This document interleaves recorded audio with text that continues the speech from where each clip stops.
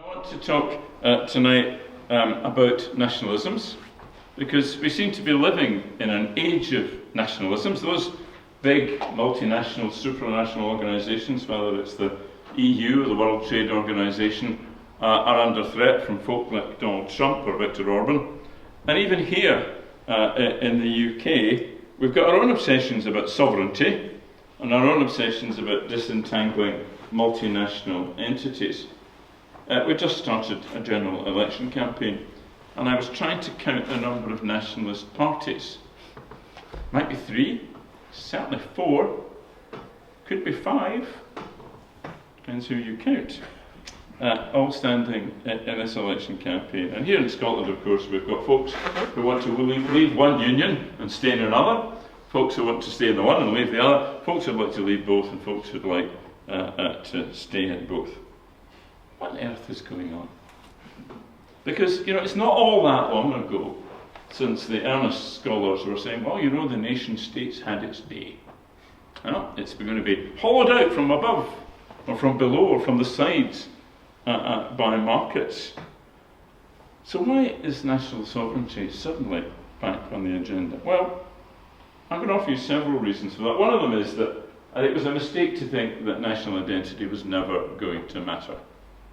Who you are, who you belong, these feelings of patriotism, if you like, kinship, if you like, ethnicity, belonging, they do matter to people. And one of the lessons of the last decade or so is that it's foolish just to dismiss that as something belonging to the past. And the second, if you like, is the notion that there's been an end of history. Remember that idea? That this was all, it's all changed. And this is not, I'm not saying this is relevant because the liberal democratic order was going to win everywhere. That's not going so well at the moment. But the idea that we've no longer divided into 2 huge blocks as we were for 50 years. First of all, there's a lot of new nations. Soviet empires produced lots of them, some of them being quite nationalist. And second, you don't just have to decide which side you're on. There's more space for you to identify particular national propositions of your own. But actually, the biggest single reason is here. The biggest single reason that nationalism and national identity is there is globalisation. I think we all know and understand that. And just have a look at that. That's a volume terms graph from the WTO about how much world trade has changed. And look at the changes from early 1980 to now, you know, from about 800 to about 4,000. Measuring 1950 as 100. The biggest impact of that has been to take billions of people out of poverty. Right? Back here, 40% of the world's population lived below the international poverty line. And boy, is that low. Here, 95, but now, it's only 10%. That's a huge difference and an unequivocal good thing. But it does create competitive pressures in developed economies. Affects particular sectors, particular people, more than others. And another thing it does is that it puts migration back on the agenda, because in a globalised world, people know they can move, they can see where they can move to. So if you are one of those folks whose secure employment is gone, whose neighbourhood has changed in character, this seems to be happening beyond the control of your government, and certainly beyond your control. And maybe that mightn't have mattered all that much if it wasn't for the kink in that graph. See that kink in the graph there? Huge drop in international trade. That's the financial crisis of 2008. After that financial crisis, just take the UK as an example, but this is true all across the developed world. In the UK, after that, from 2008 to 2014, real incomes actually went down. People got poorer. Interestingly enough, inequality didn't widen, though people often say that it does. If you look at the standard measures, it didn't. But it's most certainly the case that the people who are at the bottom end of the income spectrum, the poorer folk, felt the pinch more. There's no doubt about that.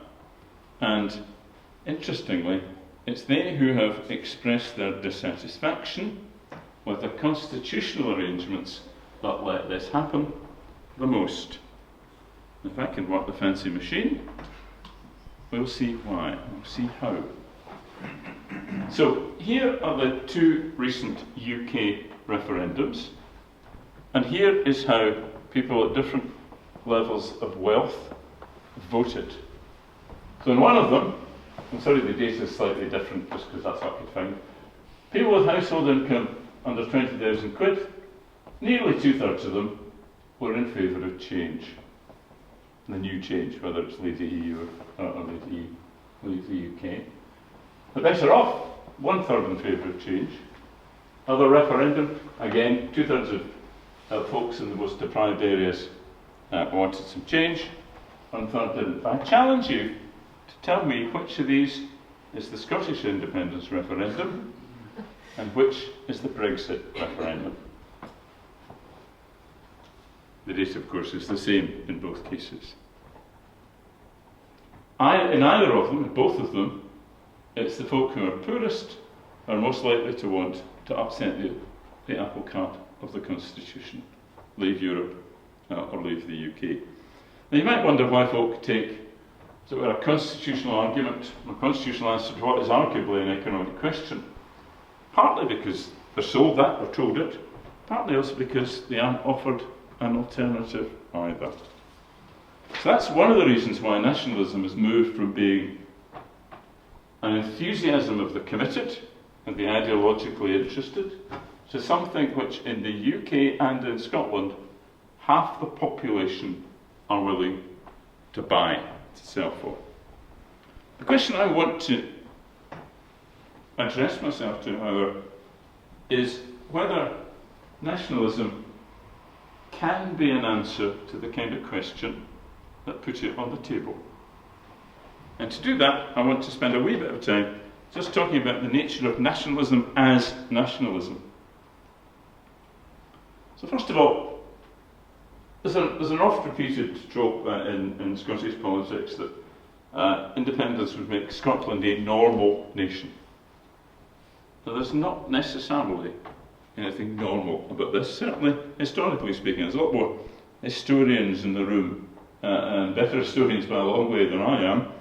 But the idea that every nation, every people, should be a state, and the world should consist only of sovereign states, isn't either self-evident or always been true. It's actually quite a modern notion, and for much of European history, it would have been quite questionable. How can this be? How can individual nations be sovereign?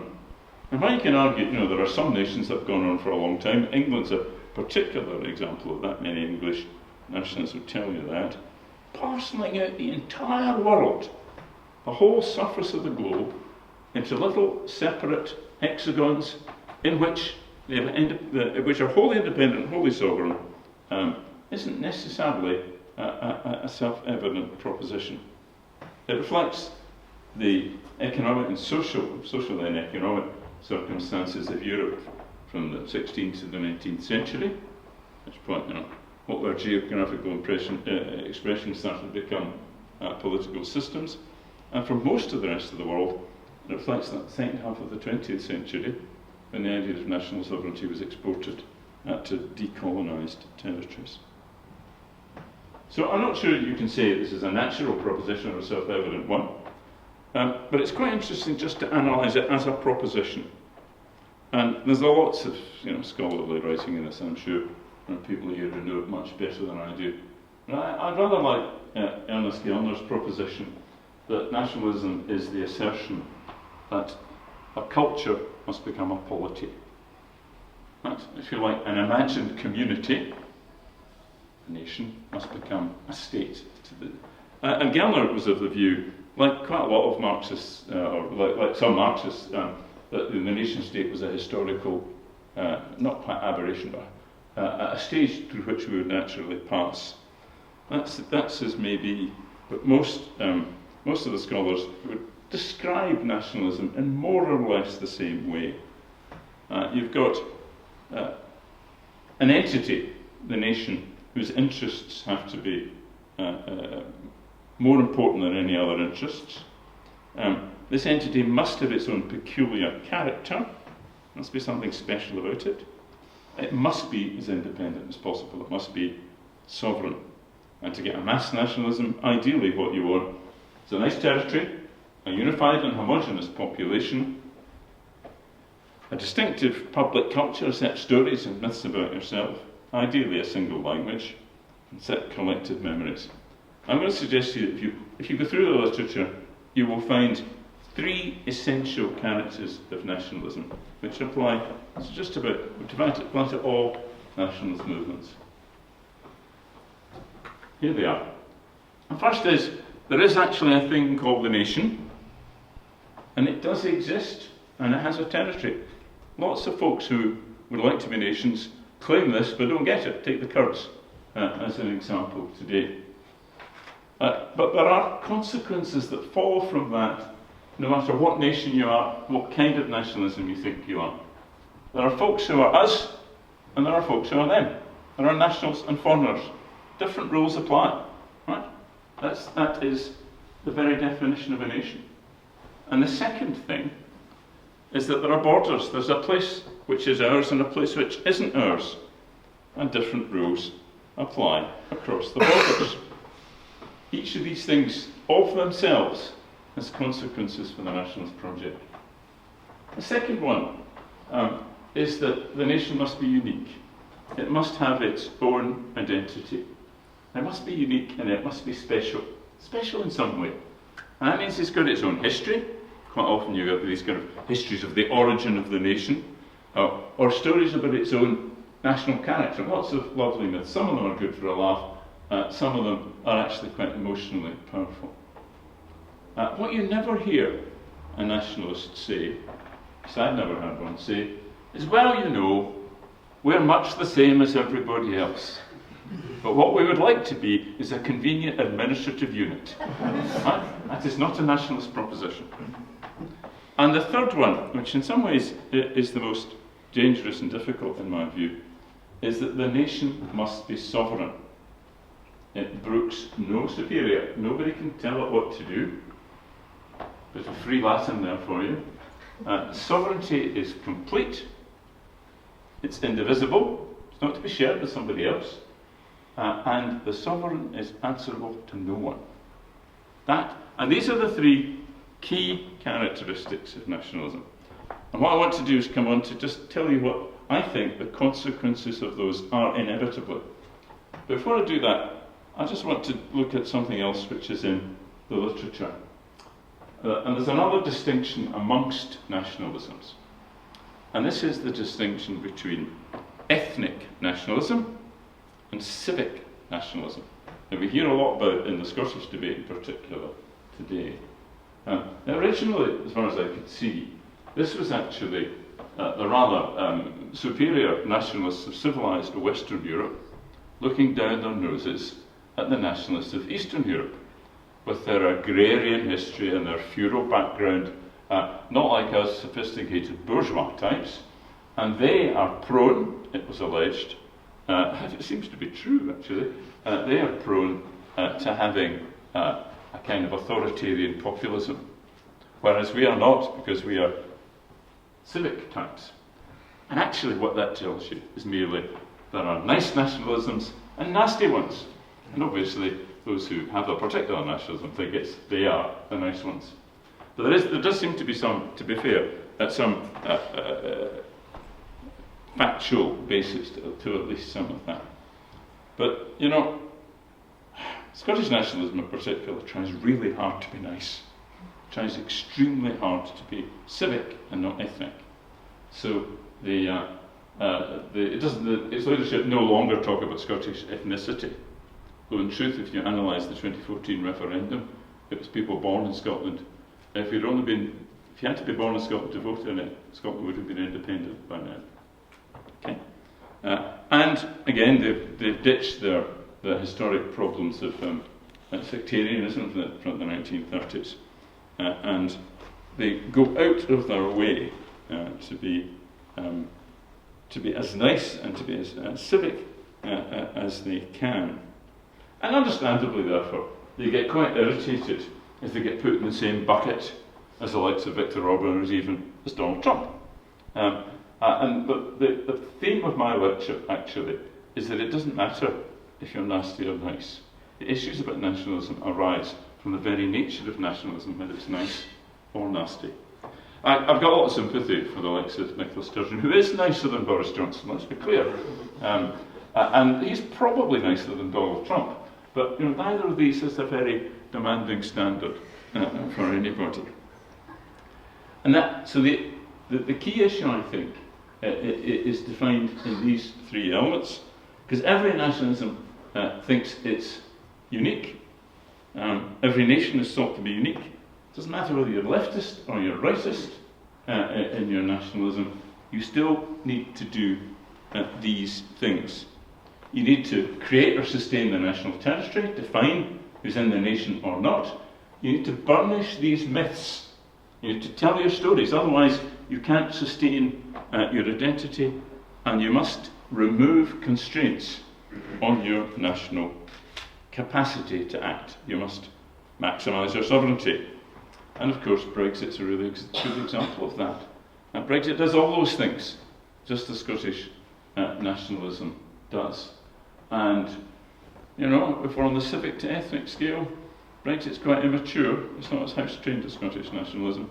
And maybe it doesn't cover itself in glory in that respect.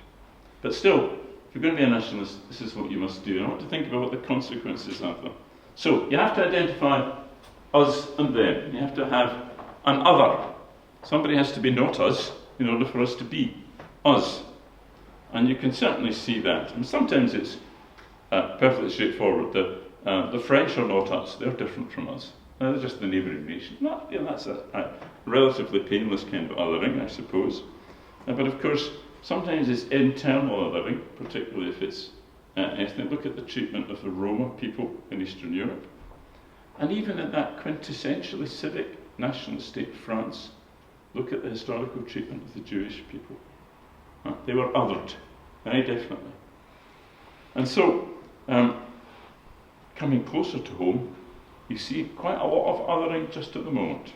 Okay? People who are Remainers. Some of them are even traitors or enemies of the people, including some very distinguished judicial figures. Quislings are, relatively common these days. And don't pretend, let's be clear, that this didn't just happen in 2016, it happened in 2014 as well. So othering is an inevitable result of us and them. It has some pretty undesirable consequences. So it divides people, but it also has to divide places. No territory, no nation. Ask the Kurds. Okay. So, the consequence of territory and place is border. You have to have a border. Different rules on either side of the border. And it's taken the United Kingdom government 3 years to realise that borders are a problem. Right? They went into the Brexit negotiation not realising that the EU border had to be somewhere. It's like Eccles, it has to be somewhere. Right? And they failed to see that, and finally have reached the extraordinary problem. Don't let me go on about them. Okay, come back to that. So, borders, and they're a real problem for people. They're real problems for movement, and they're real problems for trade, as we know. The other thing you've got to do is burnish your identity. You've got to tell your stories. You've got to construct your myths. Some of that's perfectly harmless, nice stories about yourself, bits of history, bits of culture. We all like that, and we all want it. The problem is that often in practice, what happens is that the story, the myth, becomes more powerful than the evidence. And when you're making political choices, what you want to believe, what you think about yourself, what kind of person you think you are, what gives emotional resonance is much more powerful than what your eyes tell you, and more certainly what your experts tell you. Right? This nation, I heard recently, has had enough of experts. Okay. Evidence is a problem for myths. And if you're driven by evidence, if you like, rational evidence policy making that we used to talk about in Whitehall, that won't drive you towards a nationalist proposition. Scottish one or a Brexit one. Those have got deeper and different kind of roots. But I do think that the biggest problems which are intrinsic to nationalism come from the question of sovereignty. That you brook no boss. Nobody can tell you what to do. This is quite a slippery concept, and it's quite a pernicious one in my view.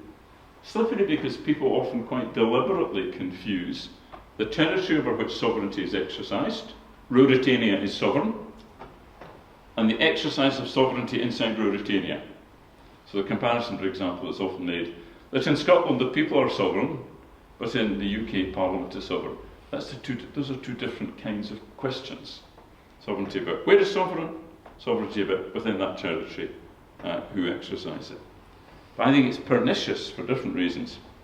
It's pernicious because, if you like, in a kind of Hobbesian desire for order, sovereignty says, can't be shared, can't be divided, can't be accountable.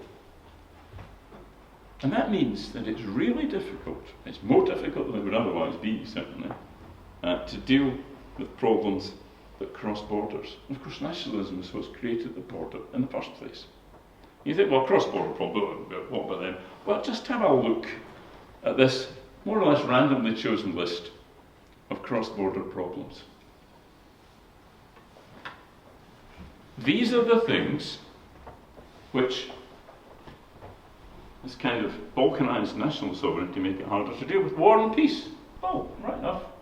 That's why the EU got founded. Actually, in many respects, it's why the UK got founded. Global warming. Hey, well. So, Donald Trump wants to burn coal because it suits his domestic political agenda. The US is sovereign. And those countries which are gradually submerging under the water can't do anything about it. Migration, obviously enough. Huge numbers of refugees. And for the Brexit issue, indeed for the Scottish issue, the regulation of trade and global economic coordination, these require a sharing of sovereignty. No doubt about that. Similarly, taxation. We think taxation is a domestic issue. You try to get money out of Amazon, and you will find it extremely difficult because they can move from jurisdiction to jurisdiction, as the Irish know. And this an idea which I think is of much greater importance than people realise, that the extent to which different territories can share risks and resources. Very true for small countries. If you're a tiny country and you've got a big risk that crystallises for you, what are you going to do? Because if you're part of a larger grouping, you can, you hope, rely on something. And just have a look at how these are dealt with, how badly or how well. Again, so this is quite a busy slide, but you'll recognise this is how the UK and the EU deal well or badly with some of these cross-border issues. Okay, well, between us, we've either, just under 100 or several hundred years without any wars. Well, it's not so bad. At least internal wars have been stopped in both cases. Global warming. Well, the UK's got a bit of influence. Not much, but some. The EU's got a bit more. Good. Migration. Well, the UK's fine inside. Internal migration's not a problem. Really just struggling to manage its borders. And the EU, it's struggling to manage its borders too. But interestingly, it's got some burden sharing arrangements. Trade. Well, the UK internal trade is just magic, not a problem there. And the EU internal trade is pretty good at, actually, after a long time trying. Thanks largely to Margaret Thatcher and Arthur Cofield, for those of you who remember the story of the single market. Global economics. The UK's got some influence, not as much as once. The EU's got quite a lot, actually. Tax. We never get any money out of multinationals. It's interesting to see how the EU is getting stuck in that area. Resource sharing, on the other hand, the UK is good at that, very good at that. EU struggles. Look at Greece. It struggles very badly. And we know that there's a project to come for the EU on whether we can match fiscal and economic union with currency union in some way. So that's where it's come. Now, none of us is naive here, I hope. Well, I don't know. Perhaps maybe some of us are still enthusiastic. We're not getting a world government tomorrow, right? This is not going to be the case. But there's a lesson I draw from this, and I think must be drawn from this. And that is, to the extent that you care about any of those things there, and to the extent that you've got some kind of larger entity, some multinational, some supranational body that deals with them, wouldn't it be better to make it work better rather than break it up, rather than leave it? And that, I think, is a consequence of not whether nationalism is leftist or rightist, not whether it is civic or ethnic, not whether it's yours or mine, but the nature of the very beast itself. And my proposition is that rather than, if we care about these things, and we all have to care about these things, rather than breaking up multinational, supranational bodies, we should try and make them work better. And in particular, and that doesn't necessarily mean make them more powerful, it means make them relate better to the people whom they affect, stop them if need be doing the things they shouldn't do, but empower them to do the things that they need to do. And let me just be a bit more specific about for Brexit and Scottish nationalism in this context. So you know my three objections. Divides people in places, prioritises myths over evidence, refuses to pull sovereignty. That's the problem of nationalisms. What about Brexit? Well, just be clear, it is a nationalism. No doubt about that. It is an English nationalism. Not because the Scots voted differently than European referendum, partly because the English have always confused their ethnic identity with their British identity. They don't understand, some of them, the difference. But actually, because evidence tells you that Brexit prioritises England's leaving the EU over the relationship with Northern Ireland, and actually, if the polls are to be believed, over the relationship with Scotland too. So no doubt it's a nationalism, Brexit, and it's certainly others people, right? Foreigners. Angela Merkel portrayed as a Nazi, domestic judges, enemies of the people, and lots of hilarious myths. The idea that Brexit is a repeat of Dunkirk. Why would you want to repeat a defeat? Okay? And other less agreeable myths as well. And it certainly struggles with borders. The result of Brexit is going to be, assuming it goes ahead, and let's wait and see, that the United Kingdom will have an international border inside its own territory. A customs border and a regulatory border, just like the ones between countries. This is a problem. Yeah, I think it is a problem, actually. So, Brexit struggles with othering, it struggles with borders, it struggles with myths, and by gum, it struggles with sovereignty. Do you really believe that some of our political leaders talk about Brexit and the relationship with the EU using the language of feudalism, vassal state? What is going on there? I'll come back to that maybe later, have some discussion. So you might think, well, Brexit really is a problem for my tests, but what about Scottish nationalism through the same lens? As I say, it tries very hard to be civic, but there is a deep anti-English thread, I'm afraid, in Scottish nationalism. Not necessarily in all the leadership, but certainly in some of them. Westminster, London, are all code for England. Now, we can talk about how bad Westminster is, how bad London is. The implicit message is that England is bad as well. And certainly, in terms of domestic othering, it's a while since 2014, and perhaps it's all been overtaken in many minds by the Brexit referendum. One of the striking pieces of data after 2014 was that half the population thought they'd had a great time. Right? The yes voters thought it was a wonderful festival of political development. And they were sincere in that, they really meant it. The other half of the population, and there's data to show this, felt intimidated and silenced. And that's a real problem. This is back to us and them. And actually, if you want to magnify the problems of nationalism, if you want to create the divisions, if you want to worry about the borders, if you want to other the people, what better than to have a referendum? Have a referendum on a question in which the country split, which is deeply emotional, and talk about nothing else for several years. Well, we've had 2 years of that from 2014, And we have 3 or more years of that in relation to Brexit. So no wonder the country's either split or squeezed, depending on the metaphor you want to use. But just coming back to my list of problems of nationalism, let's just think about borders for a minute. It's a real problem for Brexit, border down the middle of the Irish Sea now, if we are to be believed. But Scottish nationalism creates exactly the same problem. It creates a border. And given the situation of Brexit, the border it would create between Scotland and England would be a very difficult border indeed. It would be even more difficult border than that line down the Irish Sea for both geographical and legal reasons. And it really does take some chutzpah to present that proposition as Scotland being a bridge between the EU and England. Okay? What you're talking about is Scotland being cut off from the remainder of the island. So, finally, my final story about nationalism is that my semi-final story about nationalism, of course, is like myths.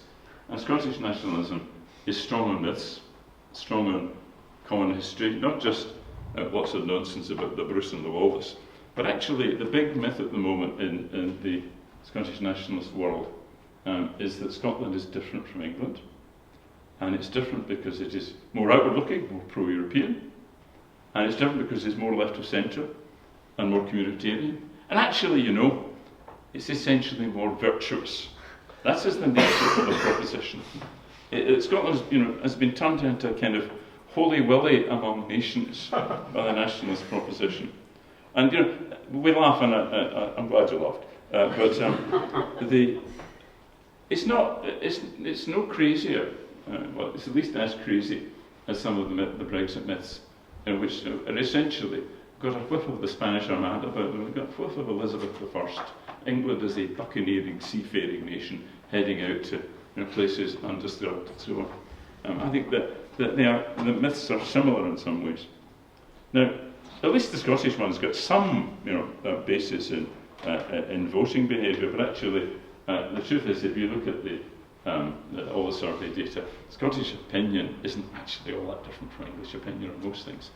Scottish people, by and large, vote the same thing as people in England. Maybe marginally to the left, marginally, but before all this Brexit stuff started, not actually all that much more pro-European than England, and actually heading in the same Europe-sceptic direction. And the irony in all of this, extraordinary factor in all of this, is that it is English nationalism which has revived Scottish nationalism. It's not a proposition. Hold on a minute. How does that happen? Now, there's no doubt that the differential result in the European referendum is a problem. It's undoubtedly a problem.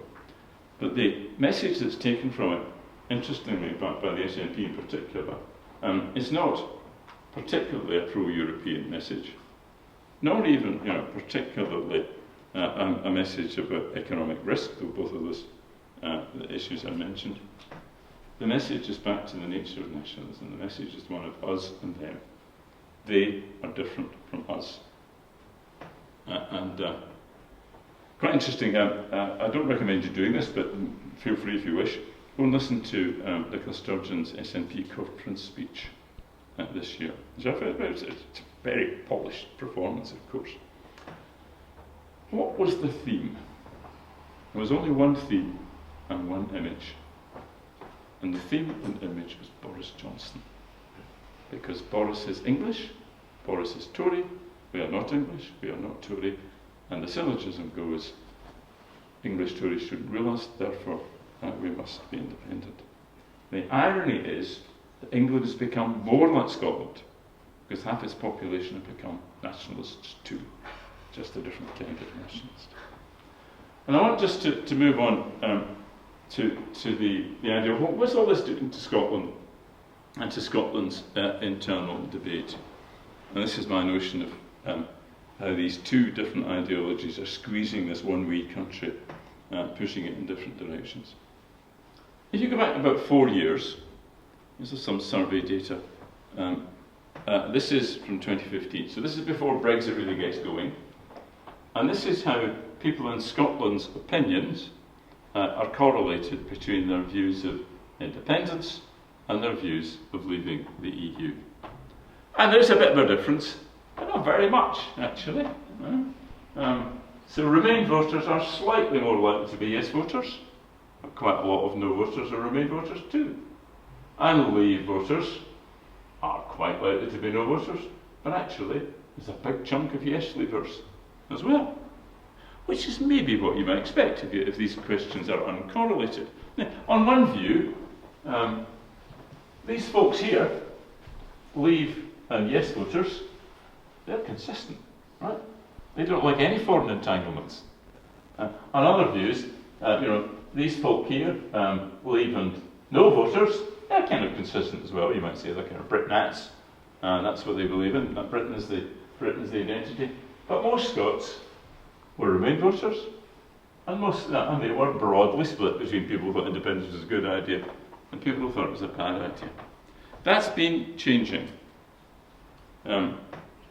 Understandably, the SNP, from a campaigning point of view, have made very big use of Brexit. And what they're trying to do, and to some degree succeeding in doing, is aligning support for Remain with support for independence. That's their political aim, which, given their objective, it's hardly surprising. The extraordinary thing is that one of the ways they do that, of course, is by pointing up all the problems of Brexit, what a bad thing Brexit is. So Brexit has real economic consequences. Brexit creates a border problem. And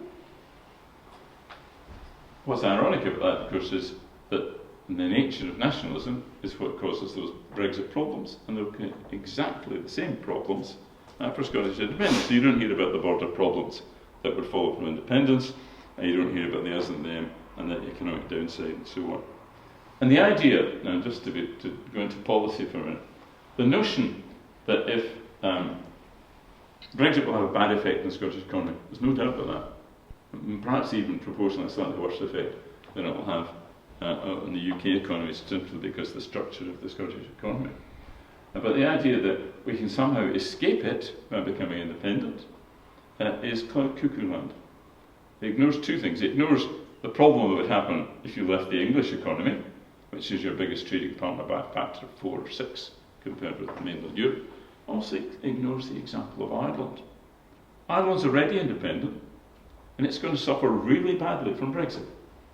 Some of the numbers are quite terrifying for Ireland. According to the Irish government, the Brexit will have an effect of cutting their GDP by between 4 and 7%, which is comparable to the effect in the UK. So being independent is not a get-out clause for Brexit. And you might shrug and say, well, politicians are like that, they'll make their case, don't be too disturbed by the facts. We all shrug at the intellectual honesty of politicians. But just think through the consequences for Scotland of what this might mean. Okay, again, going back to the 3 characteristics of nationalism. If there's an us and them, who knows what the numbers will be, but anything between 25 and 50% of the Scottish population will become them. Will be people who are not properly Scottish, right? Who are on the other side. And think about the border problem. Yeah? An Anglo-Scottish border would be a real problem. And think about the evidence problem. And this is where the parallel with Brexit is Brexiteers theorise. It's really interesting to imagine 3 years after a Scottish referendum, which has voted for independence, which is not inconceivable by any means, that all those doommongers who brought out the evidence and said this was a problem are sitting rather miserably saying, well, we did tell you so. And somewhere off to the left, or possibly the right, depending on your point of view, there's a set of enthusiasts saying, no deal with England, we want a clean break. Don't believe all these liars about there being an economic effect. Parallel sounds very familiar. Why? And there's that business of sovereignty. Don't forget about that. No pooled sovereignty, no pooled resources. And do you remember the Barnett formula? I do, certainly. I'm obsessed by it. And then there's a truly extraordinary proposition that people in the territory of Scotland are willing to pool their sovereignty with the Greeks, with the Portuguese, with the Cypriots, with the Maltese, but not with the English. The English with whom we share a common language, a common history, and so on and so forth. That makes, in my view, no sense.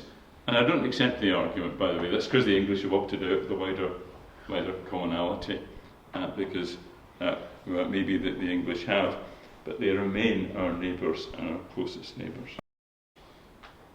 And so we might see Brexit nationalism squeezing Scotland into another nationalism. So you probably spotted in these remarks that I'm not really in favour of nationalism. But you might actually say, well, so what? You know, mate. You might think it makes belief trump evidence. You might think it creates us and them. You might think it creates border problems. But you missed the boat, pal. One nationalism's already won. And another one is coming. You're on the wrong side of history. Well, maybe sometimes being on the wrong side of history is the right place to be. But I don't actually think that that needs to be so, because we do have choices. Some of the choices concern our public debate. And it's important, I think, to have this, say this to a university audience. The Brexit debate was dreadful. Okay, it was absolutely dire. The 2014 debate was a bit better, but it wasn't great. And it shows signs of taking all the Brexit lessons. Yeah? Ladle on the fake news, ladle on the crude appeals to identity, other the foreigners, you might win. But we need to get better than that. And that's a responsibility that does fall on the kind of people who come here to call out this business of othering, to demand the evidence or provide the evidence. And it's a very painful place to be. I warn you now, if you're going to do it, but you should do it. But on the substance of the matter, I suppose the question is, are we actually obliged to divide ourselves into a set of isolated statelets off the coast of Europe, a lot poorer than we used to be? Well, no, but we do need to do something different if we want to achieve that. And the thing that we need to do that's different, which is the thing that the referendum really does not permit, is to find the courage to compromise. To find a space where more people get more of what they want, rather than half the population get all they want and the other half be really cheesed off. Which is what's happened in Brexit, let's be clear, and would almost certainly happen in relation to Scottish independence. So let's go back, start with Brexit. Now, I'd like to be in the position today of saying, we can argue actually for a different form of remain inside the EU. Not just David Cameron's slightly derided concessions, one of which in my view did matter, but there are actually other things we could do, or could have done. For example, how we manage migration inside the EU. The UK has been, with its Blairite heritage, if you like, hasn't done stuff that other countries have done in relation to managing intra-EU migration. There are things that we could do, declaratory things relating to the sovereignty of the UK. So maybe, let's see how the election goes. Let's see what kind of Brexit might happen, where it will happen. And even if it does happen, there's still a huge amount to play for in terms of our relationship with Europe. Nobody knows the terms of leaving. All these political declarations could mean almost anything. They are so much mood music. So May's was mood music being closer to Europe. Johnson's is mood music being farther away to Europe. But they could turn into anything in practice. And the truth is, and here I'm going to give you a free prediction, that the political declaration that Johnson has made could turn into something as close to being the customs union and the single market as is indistinguishable from it. Truth of the matter is that the EU will agree tariff-free trade in return for regulatory convergence. What else would they do? Perfectly obvious. And here's my free prediction. The closer we do a deal today, the easier it will be for the thing to happen which is going to happen anyway, which is that our children and our grandchildren will take us back in to whatever the EU has then become. Because the EU will evolve in a different way in our absence. But in a generation or less, we will be back at the door knocking in, because the Brexit proposition is a myth. That's your free prediction for the day. The same story, I think, applies, and this is perhaps more pertinent and less predictable, but as predicted in Scotland, to Scotland. Because as things stand, we could easily find ourselves in a standoff between two nationalist governments, one in London, one in Edinburgh. One demanding a Scottish referendum, and folding its arms and refusing it. And that could last for quite a long time. And even if a referendum happened, what could each side hope for? The best that the nationalist side can hope for is a narrow victory. We know that, that's what the data tells us. A victory in which, just like Brexit, half the population are cheesed off, after a very divisive campaign, because it would be even worse than the Brexit campaign, or worse than the last one, and with problems of implementation that would dwarf Brexit. The UK has been paralysed for 3 years by trying to find a way to do Brexit. The corresponding challenges facing Scottish independence are an order of magnitude greater, because you're breaking up an existing state, which the EU never was. So that's the best that the Scottish Nationalist Party can hope for. And the economic effects of that are the effects of Brexit and the deleterious effects of independence on top of them. Not the best to look forward to.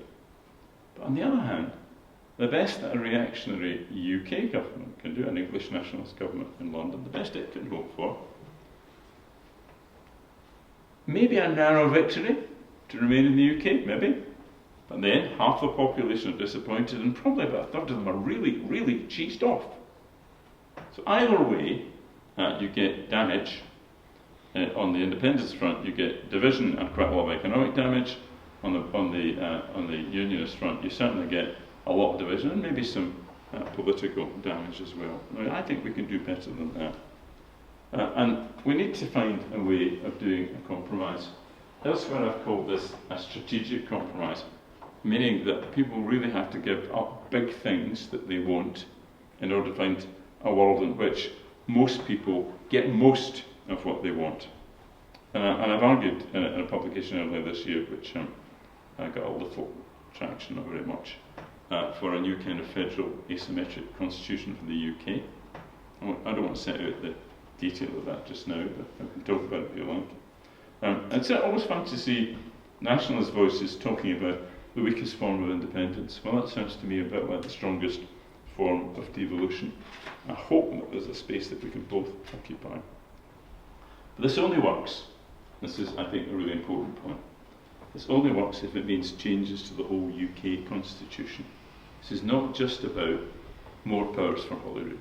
That's fine in its own terms. There might be a few more that happen. And I can see the reaction, which is to say, well, why would we put that on the table, changing the whole UK constitution, just to keep the wretched Scots happy? Go back to the proposition at the beginning of this lecture, which is that the demand for Brexit, particularly as it happens geographically in England, because look, London was pro-European, a lot of the North, and a lot of the Midlands was pro-Brexit, are from people who feel left behind. Brexit's not going to fix that. Brexit's going to make it worse. Something needs to fix it. Something needs to be done about that. In truth, the people who left Newcastle behind weren't Brussels, it was London. People who left the north of England behind wasn't the European Union, it was the British government. Okay. There is, I think, a need for quite a radical redistribution of both economic and political power across the territory of England, as well as across the territory of the whole UK. And there are also, in my view, needed new institutions, new ways of working, new things to do at the centre of the UK to make everybody in the country, whether in Scotland or Northern Ireland or Wales or in Newcastle or in Birmingham, feel they've got a stake in the running of the state. Very interesting piece of sociological work I read the other day, interviewing people in Birmingham about why they voted for Brexit. And the constant theme was, why did they do that in London? What a London decision. How could they think that that would work here? Yeah, there's a real disengagement, and that has to be fixed. Now, it's not easy to devise this, but certainly means much greater decentralisation of power in England. Probably not legislative, actually, in my view, because I think Westminster remains England's lawmaking institution, but certainly administrative and fiscal, comparable in size to that to Wales or Scotland or Northern Ireland. Let's say, starting with city regions and the mayors who are currently running them, and giving them appropriate fiscal powers, appropriate powers over public services, and appropriate accountability for it as well. And back at the centre, you need some kind of federal system of accountability, certainly replacing the present intergovernmental arrangements, which don't work very well. And perhaps, it's probable, the House of Lords, God bless it, could actually evolve into something called a Senate of the Nations and Regions. There are ways of doing that. The trick would be to start now. An obvious mechanism would be a joint committee of all the legislatures, rather based in the laws of the Commons, so that the devolved have some clout at the centre of the UK's governance system. Because at the moment, the Scots, and certainly the Northern Irish, and to a degree the Welsh, and also the people in the periphery of England, do not feel that they have leverage at the centre. And if folk don't think that they've got some say in how the state is run, they will want to run away from the state. One question that obviously arises from that is that it perhaps assumes, well, we just accepted Brexit if Brexit has happened. And what do you do about the fact that Scotland, and for that matter London, voted for a strong relationship with the EU, the rest of the country voted for a different one, and is getting that? Just shrug and accept? Well, I think the answer to that's perhaps not, actually. There are things you could do. And one proposition, which again I've made elsewhere, which I think is we should try and pursue if Brexit does happen, is that Holyrood and, if you like, Cardiff and Belfast too, should have responsibility for relations with the EU in relation to devolved matters. So, how many people in this room, well, no, let's not put your hands up, but lots of you will have had a thing called an E111. You look at me blankly, I've got an E111. Yeah, you've got one, yeah, good, well done. That, of course, is reciprocal health arrangements, right, between EU states. Health is entirely devolved. Why shouldn't Holyrood or Cardiff be able to do a deal with the EU to get reciprocal health arrangements? Oh, but studentships, oh my goodness, they're devolved too. You can write the list. So this is a proposition which, it's not perfect by any means, but it's a step in the direction in which I think we'll eventually go in relation to Europe, which is get closer. So, put this another way. The theme of Brexit and Brexiteers is to argue for the dominance of British sovereignty, and you'll reject the EU in order to keep it. The theme of Scottish nationalism is to reject British sovereignty and cling on to the EU. Actually, what we need, what people in Scotland actually need and probably want, looking at those numbers, is an arrangement to keep sharing its sovereignty, Scottish sovereignty, with the UK and with the EU to the greatest extent we can, and there are ways of doing that. I'd like to think that that proposition will be made in the general election campaign, but let's wait and see. Just to wind up, you probably think this is a bit of a pipe dream. This is deeply unrealistic. Why would the UK reorganise itself just to keep the wretched Scots happy? Well, the truth of the matter is that the UK needs to reorganise itself in order to avoid really quite deep economic and social division across its territory. Not just in Scotland, not just in Wales, not just in Northern Ireland, and lots of the regions of England. Similarly, well, why would the SNP, who are riding high at the moment, yeah, they're 40% in the polls, they've got 50% yes vote according to some polls, why on earth would they compromise? Why should they?